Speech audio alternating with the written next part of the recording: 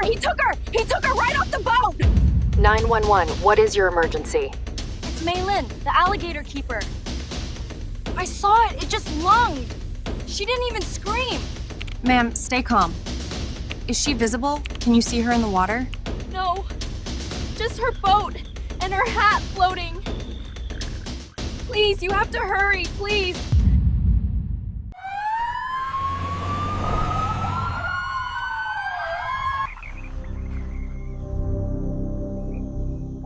She'd done this 1,000 times, but nature only needs one. The mist hadn't lifted yet over the swampland when Mei Lin slipped out onto the water, her small metal boat barely disturbing the surface. To the untrained eye, it was another quiet patrol, just a woman, a clipboard, and a cooler of raw chicken. But to Mei, each ripple told a story, and one ripple, just past the cypress line, didn't belong. This wasn't some reckless tourist or thrill seeker. Mei Lin was the reserve's senior specialist fluent in alligator behavior, revered for her patience and precision. Yet even she missed the subtle shift. Today, she didn't come back. This is the true story of Mei Lin, and what happens when routine is shattered by instinct. Subscribe to Animal Shock Stories for more real-life accounts, and let us know in the comments. Could anyone have seen this coming? At 29, Mei Lin had already become something of a myth among the staff at the Longreach Wetland Reserve. She wasn't loud, didn't boast, and rarely socialized beyond soft nods and brief, thoughtful remarks, but when she stepped onto the swamp's edge, even the most irritable gators seemed to shift, if not in respect, then in a strange, quiet acknowledgement. They called her the Whisperer of the Marsh, not out of mockery, but reverence, as if they understood that what she shared with these prehistoric beasts was something no manual could replicate. Her connection to the animals didn't come from force or spectacle. It came from an unshakable presence, a rhythm of movement, breath, and watchfulness. While others read behaviors from a distance, Mei read silences. In her trailer, pinned above her work desk, was a faded childhood photo. A 6-year-old girl crouched ankle-deep in a flooded rice paddy, holding a baby turtle in her palms with the seriousness of a surgeon. Behind her, the legs of her father stood in muddy work boots, his hand resting gently on her shoulder. That was in southern China, before immigration, before the biology degree, before the snakes, the lizards, and finally the alligators. She spoke little of that time, but the stillness she carried suggested a girl who had grown up listening to wind across water, who had learned early on that quiet was not absence, but attention. Rangers who trained under her often described feeling like they were part of something ancient when on patrol with Mei, not because she dramatized the work, but because she did the opposite. Every motion had meaning. Every day followed the same careful pattern. Feeding times were not just nutritional routines, but moments of observation, silent interviews with a community of reptiles few dared to approach. While others used poles to shove or distance themselves, Mei would crouch at water's edge, gently tapping the surface twice before placing bait. It was never about showing dominance. As one ranger put it, she didn't train them, she earned them. To the animals, her presence was as normal as rain. Her boots made no splash, her voice barely rose above a whisper. Yet the reserve functioned better with her in it, as though the delicate social order of scales and instincts and ancient memories depended on her presence. Narration echoes a phrase often repeated in hushed tones after her disappearance.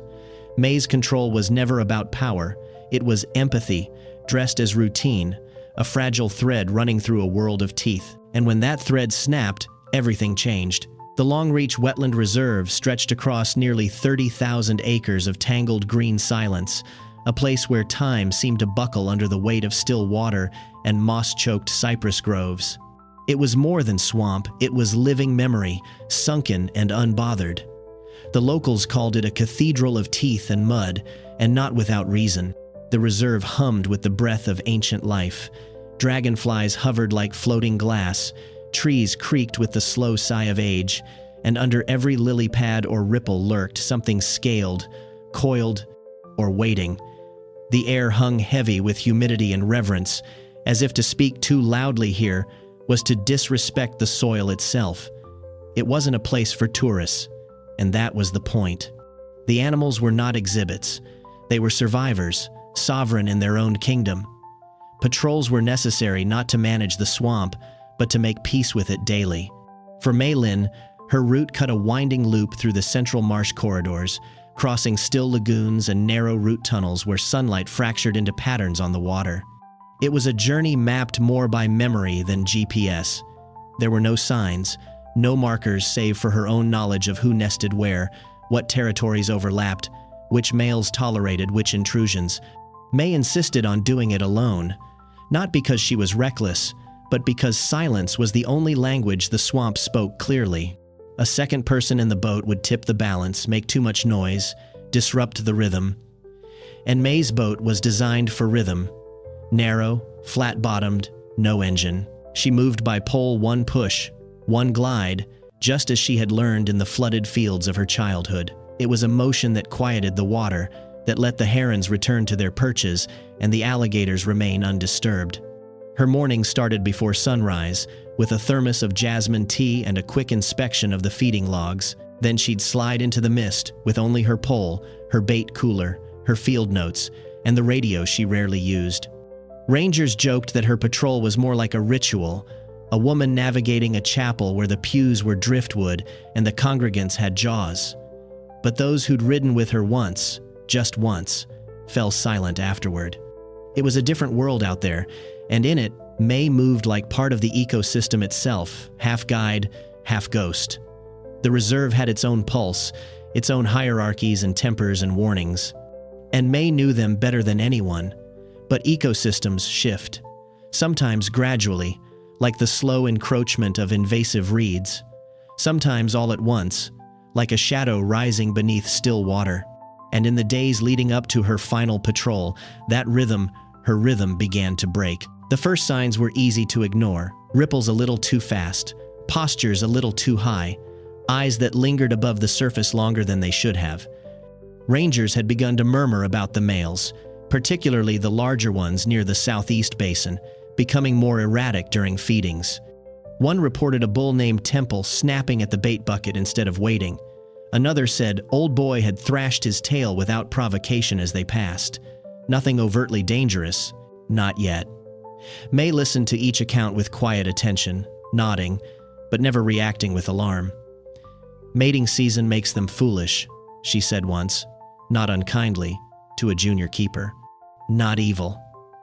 There was a tiredness in her voice that wasn't there in previous seasons, a softness that blurred the line between patience and exhaustion. She hadn't taken a proper day off in nearly 6 months, brushing off suggestions with a half smile and a wave of her hand. The swamp, she insisted, didn't take breaks, and so neither could she. But something had shifted not just in the animals, but in her. She moved a little slower now, lingered longer at certain enclosures, as if waiting for something to show itself. Once, while documenting morning behavior near the third channel, she noticed deep, violent gouges on the muddy bank claw marks that curved against the natural current, too wide and too fresh to be dismissed. She knelt beside them in silence, fingers tracing the edges where flesh and earth had met in frustration or warning. She took a photo, but never logged it, never showed it to her supervisors. Perhaps it was nothing.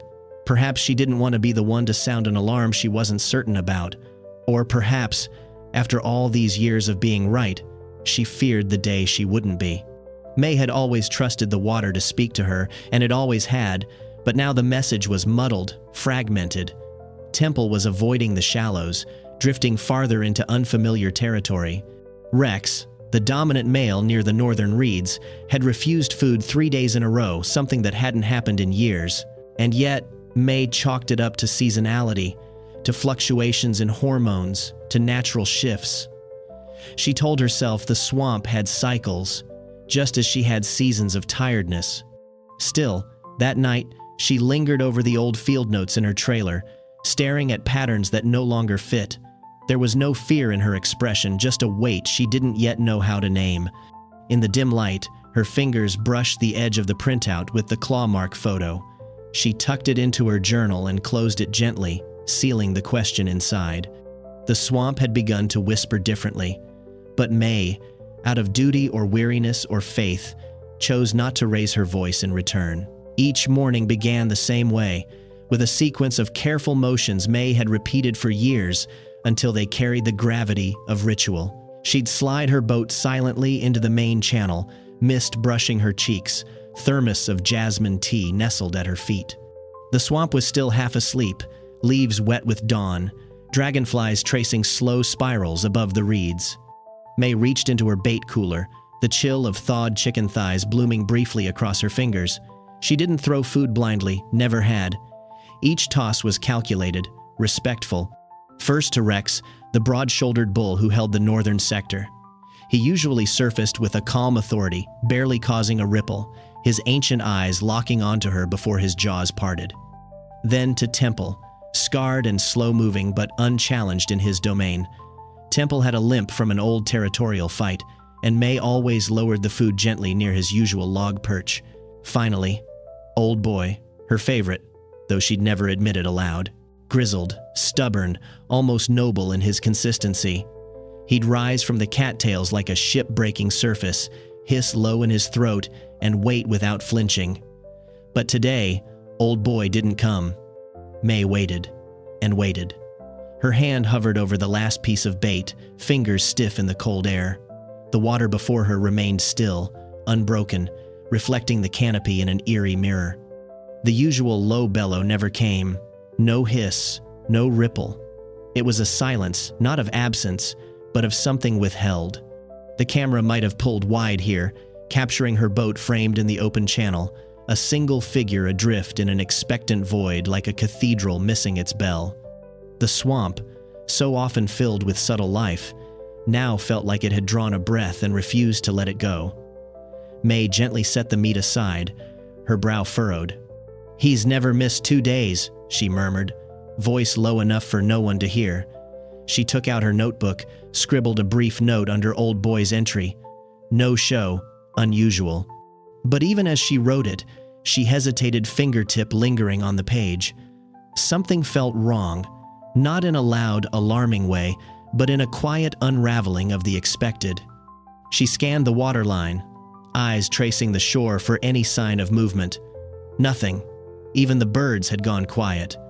The gators weren't absent, they were watching. That much she could feel, though she couldn't yet see them. And that absence of confirmation, of reaction, was worse than a roar. She closed her notebook and stood for a moment in the boat, hand shielding her eyes from the rising sun. Just a flicker in the trees, a shape beneath the lilies, but no sign of Old Boy. The ritual, broken at its final note, echoed silently through the reserve. The staff meeting had been held in the break room, a cramped space with humming fluorescent lights and coffee rings etched like timestamps into the chipped table. Mei sat near the end, her notebook closed but resting beneath her fingers like a sealed warning. The head ranger, clipboard in hand, ran through the usual updates, fencing repairs, upcoming school visits, tranquilizer counts. Mei waited for her moment, and when it came, she spoke without raising her voice. "I've been seeing strange pacing in the dominant males," she said. "Temple's circling his feeding station even after I've left." Rex lunged at the boat without provocation. "It's new behavior." Her words didn't sound alarmist. If anything, they were clinical, precise. But there was tension under them, like a violin string pulled too tight. A few heads turned. Someone scribbled in a margin. Another ranger, young and affable, chuckled softly and shook his head. "You know how they are this time of year. Hormones, territory, whatever. They get riled up and then settle." The supervisor nodded slowly, not dismissive but detached. "Let's keep an eye, but nothing too unusual this season. Just make sure protocols are followed." The moment passed like mist through fingers. Mei didn't argue. She never did. Instead, she pressed her lips into a thin line and gave the kind of nod that masked exasperation with discipline. Inside, though, something flinched. She'd spoken carefully, without fear, because fear never helped. But it hadn't mattered. Her tone had been too measured, her concern too quiet, her warning packaged in observation instead of alarm. and the system she trusted to listen had instead nodded and turned the page. As the meeting dissolved into idle chatter and half-finished cups of coffee, Mei lingered at the table a moment longer, her fingers absently tracing the curve of a stain left by someone else's mug. She thought about the claw marks again, the ones she never reported, about how they hadn't matched any patterns she'd seen before, and how silence, once her greatest strength with the animals, now felt like a trap among her own kind. Outside the window, the swamp continued to breathe in its slow, reptilian rhythm, unaware or uninterested in the human structures built to categorize it. Mei knew the water didn't wait for consensus. It didn't care for data summaries or delayed memos. It shifted when it wanted, changed without notice. And now, for the first time in years, she wondered if she was already too late. As she walked back toward her trailer, the door creaked softly behind her, sealing the room in a hum of indifference. The voices inside faded, and Mei, once so sure of her place between two worlds, felt a cold edge settle along the seam where instinct meets oversight and no one listens. The morning air was thick with dew, every leaf trembling under the weight of silence as Mei pushed her boat into the water, the pole pressing softly into the mud like a breath held at the edge of speech. There were no calls over the radio. She hadn't turned it on. She preferred it that way.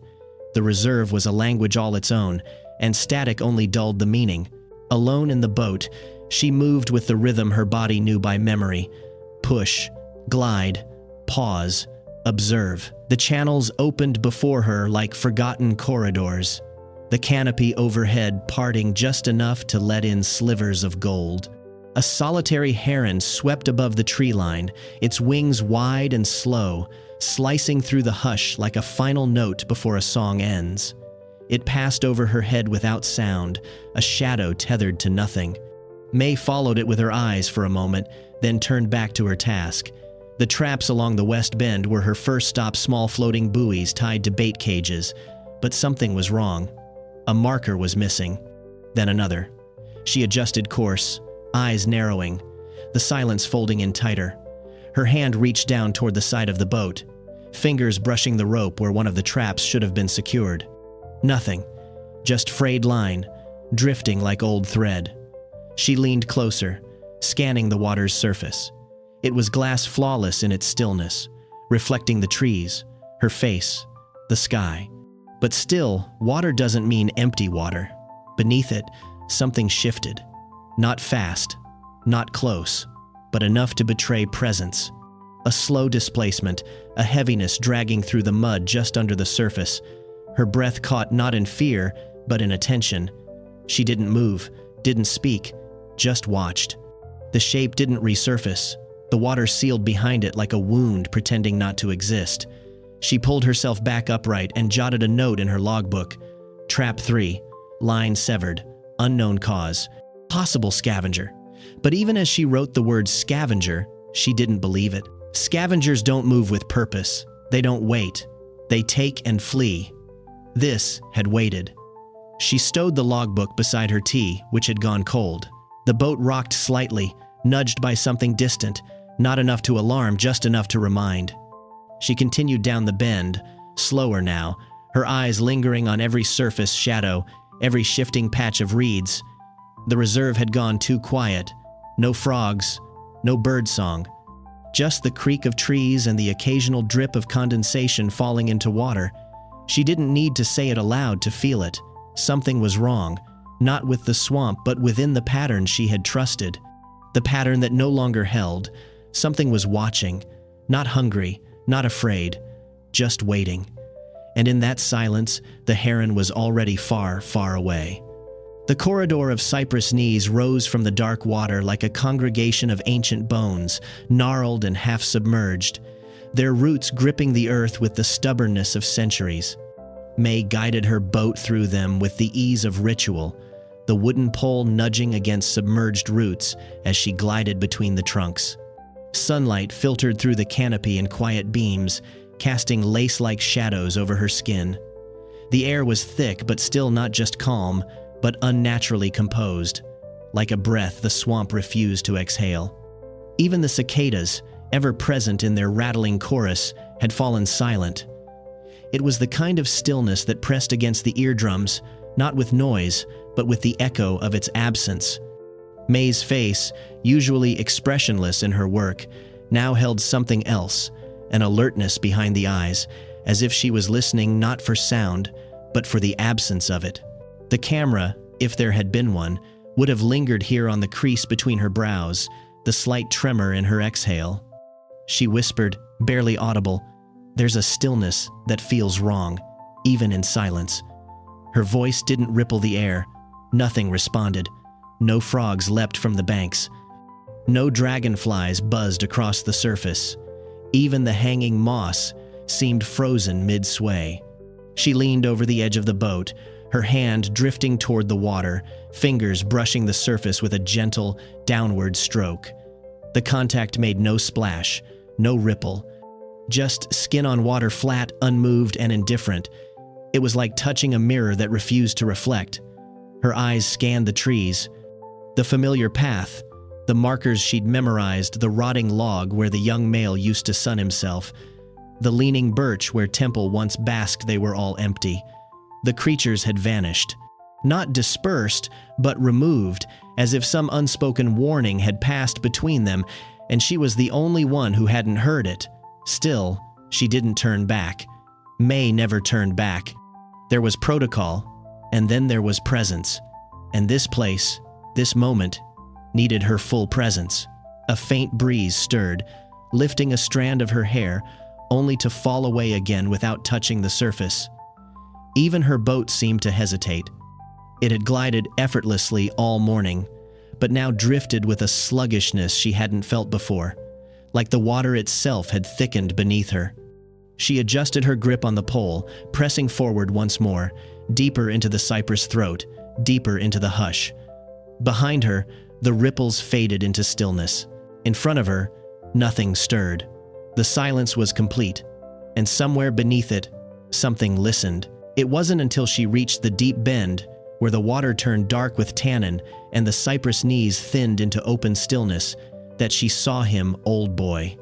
At first, he appeared exactly as he always did, his massive body half submerged near the bank, only the ridged arc of his back and the glint of one eye breaking the surface.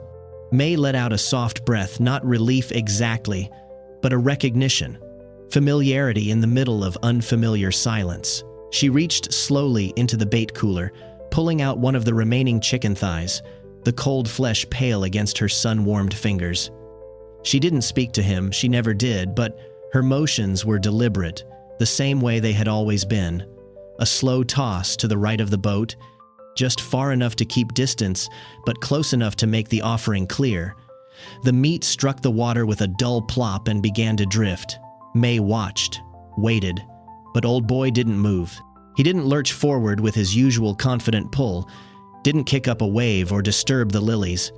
He just floated there, still and silent, his eye locked on hers. Seconds passed, then longer. Mei's grip tightened on the edge of the boat, her brow furrowing, the bait bobbed untouched, and then, without a sound, old boy slipped beneath the surface. No splash, no thrash, just a smooth, downward motion like a curtain falling. He vanished, swallowed by the water as if pulled by something deeper. Mei blinked. This wasn't avoidance. It wasn't even disinterest. It was something else, a decision. Her gaze lingered on the spot, the floating bait circling gently on a widening ring of ripples. Then a sound, soft but too close. Behind her, a splash, faint but deliberate. Not the wind, not a fish. Something heavy, disturbing the weight of the water at the boat's stern. Mei didn't startle. She never startled. Instead, she turned slowly, deliberately, every muscle alert beneath stillness.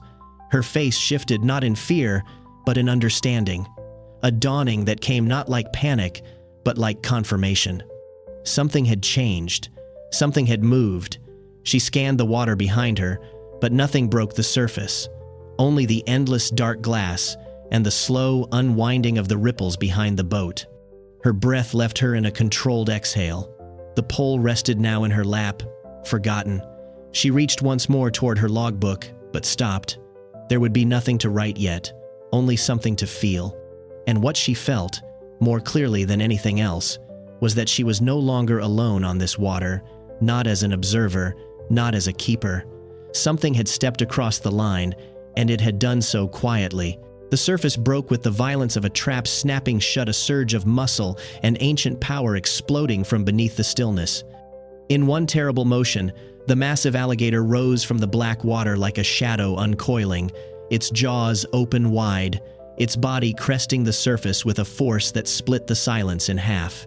Mei didn't have time to scream. 1 second she was seated, the pole across her knees, eyes searching the water behind her, and the next, her body was jerked violently sideways, yanked from the boat as if gravity itself had betrayed her. The sound was all at once. The splash, the crack of metal against flesh, the sickening thud of impact as her knee struck the side of the boat on the way down. Her arms flailed in reflex, one hand grabbing for the edge, the other already submerged. The water erupted, froth and spray shooting upward as the gator's tail slapped the surface, sending the boat rocking in a dizzying tilt. Her radio clattered from its hook, shattering on the floor in a mess of broken plastic and sparks. The bait bucket flipped, chicken thighs scattering like pale petals across the dark pool. Her logbook slid from its perch, sinking slowly beneath the churn. For a heartbeat, her face breached the water, gasping, eyes wide, mouth open not in panic, but in disbelief. And then she was gone again, pulled under in a spiral of churning limbs and jaws. The water, so recently a mirror, now boiled with motion. Red tinges bloomed outward like ink in glass, spreading fast, too fast. One of her boots surfaced briefly, turning once, then slipping away. The boat spun in place, nudged by unseen currents. Her hat blew, sun faded, creased from years of wear floated nearby, its brim curled like a question mark. Everything else was still. No birds, no warning cries. Just the sound of distant cicadas slowly returning, their rhythm out of sync, as if unsure of what had just occurred. The swamp, in its cruel logic, resumed its calm, already folding over the moment like a wound closing too quickly. No trace of Mei remained above the surface. Only the overturned bait bucket, the floating hat, and the quiet understanding that the ritual had finally been broken and that the cathedral of teeth and mud had claimed its keeper. The sun had already begun its descent when the first ranger boat arrived, cutting a low wake through the afternoon heat. Mei hadn't checked in by midday, something she'd never once failed to do in 8 years, and though most assumed it was a radio malfunction, protocol demanded a search. What they found instead was silence. Her boat floated half-tilted near the bend in the reeds, slowly rotating, tethered only by a loose snag of rope around a cypress root. The scratches on its side were deep and erratic, too jagged for logs, too wide for anything but jaws. They ran in overlapping arcs, like clawed calligraphy written in panic. A cooler bobbed nearby, open and empty. Her radio lay in pieces on the floorboards, one half submerged in an inch of brackish water. The logbook, her constant companion, had been caught beneath a bench, swollen and splotched with mud, but intact. One ranger knelt, gently prying it open with gloved fingers. Most of the ink had blurred into ghostly smears, but the last line remained legible, etched in pencil. Rex moved oddly today. No body, no sign of struggle beyond the boat itself. Just the objects left behind, like clues abandoned by a vanishing. Her hat was found lodged between 2 lily pads, its brim still curled. One by one, the responding staff fell silent. Boots pressed into the shallows as they circled the vessel. A younger ranger whispered, "This can't be right." She knew them. They knew her. No one answered. The swamp offered no testimony. It had already smoothed its surface, as if nothing had ever broken it. One of the older rangers, gray-stubbled, usually cynical, removed his cap and bowed his head. Others followed.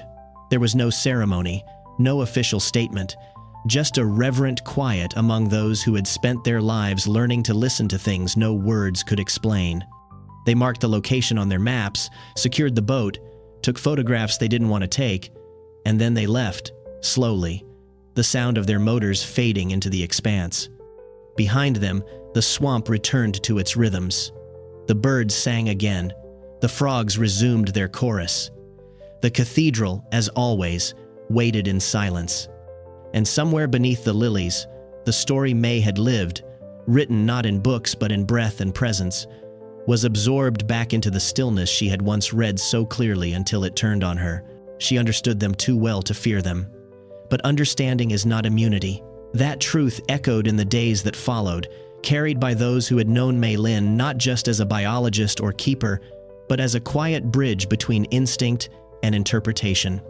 The reserve remained open, but something had shifted. The silence she had once moved within now felt hollow, uneasy, as if the swamp itself mourned her in its own cold-blooded way. On the third night, beneath a bruised sky thick with stars, a small candlelight memorial was held near the observation deck where she used to take her evening tea. Lanterns floated on the water, their flickering reflections dancing in silence. A group of staff stood in loose formation, heads bowed, the hiss of insects softened by the occasional whisper. In the front, her mother stood wrapped in a plain shawl, eyes rimmed with red but steady. She sang something softly in Mandarin, a lullaby Mei had once translated during a late-night patrol. No eulogy was read aloud. None was needed. The wind moved gently through the reeds, and for a moment, even the frogs seemed to still. Her photograph sat propped against a railing, framed by lilies, her expression caught between focus and faint amusement. It was the look of someone who listened before speaking, who saw patterns others missed. The logbook, water-damaged but preserved, was placed beside it, opened to the final page. The line remained visible. Rex moved oddly today. Some said it was a sign. Others said it was nothing. But all agreed on one thing: Mei hadn't died because she didn't know the risks. She died because she had lived her life at the edge of a line most people pretend doesn't exist. A line between awe and arrogance, between reverence and control, and the creatures she loved never pretended. They only waited. Final narration echoes, soft and solemn, as the camera would fade to the lanterns drifting out toward the black water. When we confuse knowing nature with mastering it, what do we owe the ones who crossed that line so we didn't have to?